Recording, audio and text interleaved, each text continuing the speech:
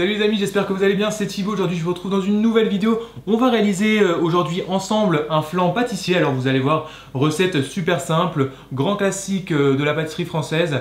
D'ailleurs c'est aussi la recette que vous passez, notamment si vous passez votre CAP pâtissier. Alors pas pour la pâte feuilletée, car pour ma part j'ai réalisé la pâte feuilletée express que vous pouvez retrouver dans le petit i juste ici.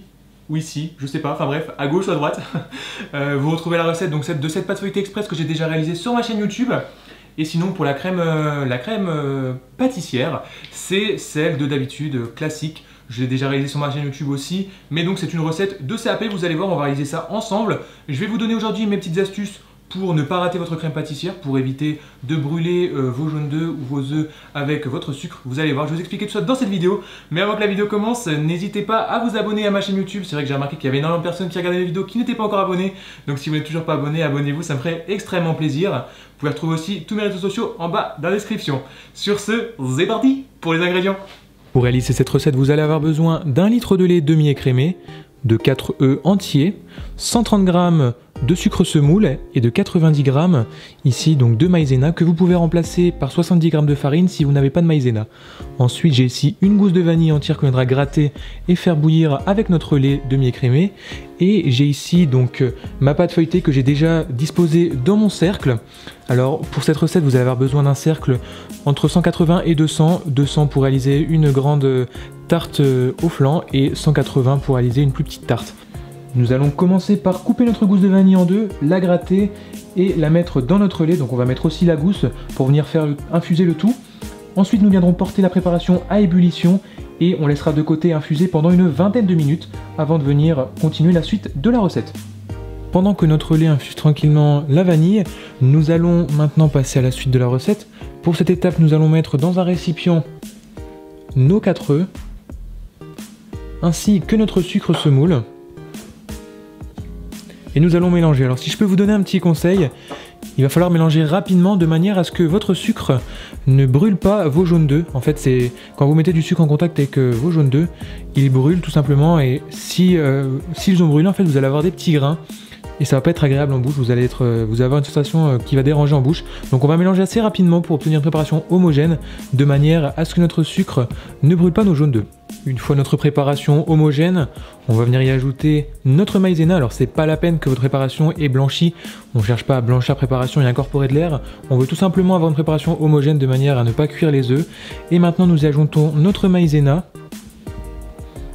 Si votre préparation est un petit peu dur à mélanger, là on va pouvoir détendre avec un petit peu de lait tiède qui est en train d'infuser à côté. Donc vous ajoutez un petit peu de lait tiède pour venir détendre votre préparation de manière à ce que ce soit plus facile et obtenir une préparation homogène.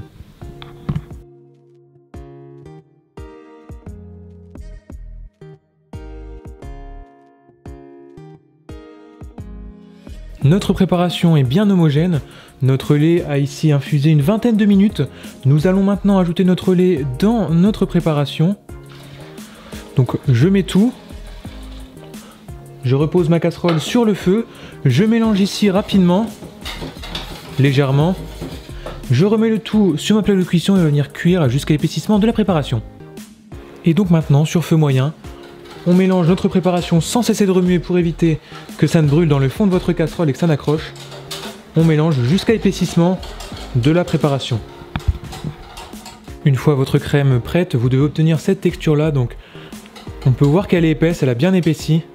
Et là on voit bien les petits grains de vanille, c'est top. On va vraiment avoir quelque chose d'ultra fondant, d'ultra moelleux avec de la vanille qui va être forte, c'est top.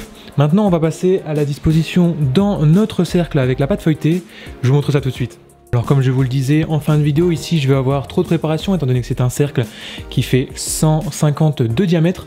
Donc ce n'est pas gênant, il va m'en rester, mais pas de panique, je referai un deuxième par la suite pour ne pas gaspiller.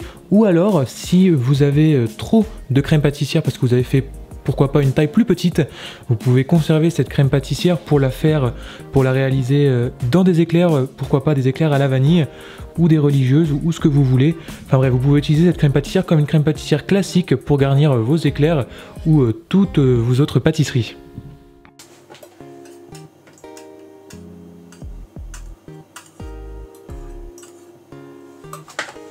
J'ai donc disposé ma crème pâtissière dans mon cercle. Je vais légèrement étaler pour qu'on ait quelque chose qui soit à la même hauteur, qui soit uniforme. Et maintenant, nous allons passer à la cuisson. On passe maintenant à la cuisson. Alors vous allez préchauffer votre four à 190 degrés et votre flan va cuire environ 35-40 minutes à surveiller bien évidemment en fonction de votre four. Et bien voilà les amis, au bout de 35 minutes de cuisson, mon flan est cuit. Alors j'ai attendu qu'il refroidisse un petit peu avant de le décercler et le disposer sur un carton de présentation. Donc voilà le résultat final de cette recette.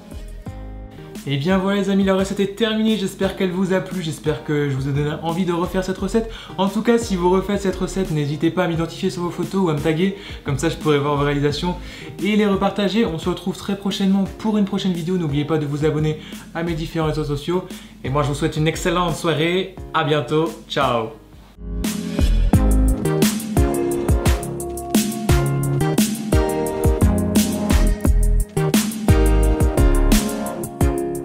Bon, Lady, tu penses que si je faisais cette vidéo avec un accent belge, les gens trouveraient ça bien ou pas?